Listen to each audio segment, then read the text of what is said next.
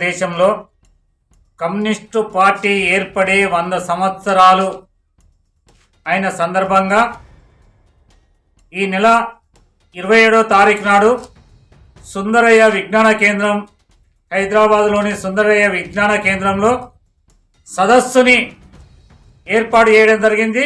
CPIML mass line ప్రజాపంత party ఆధ్వర్యంలో ఈ సదస్సుని నిర్వహించడం జరుగుతుంది.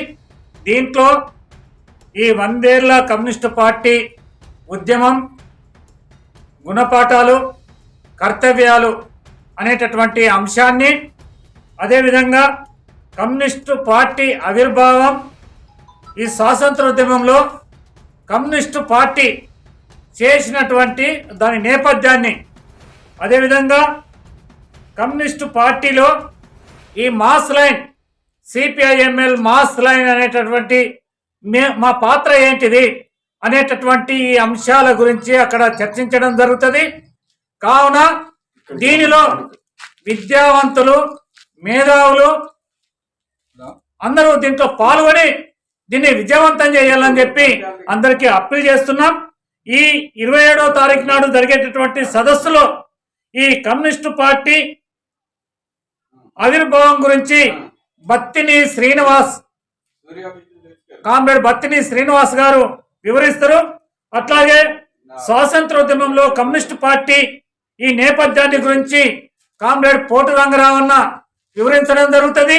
అదేవిధంగా కమ్యూనిస్టు పార్టీ ఆవిర్భావం దీనికి సంబంధించినటువంటిది, అంటే కమ్యూనిస్టు పార్టీ దీంట్లో విభజన, అదేవిధంగా దీంట్లో ఏర్పడినటువంటి అతివాదం కానీ మితవాదం కానీ, అతివాదము మితవాదం ప్రొఫెసర్ భార్గవ్ వివరించడం జరుగుతుంది.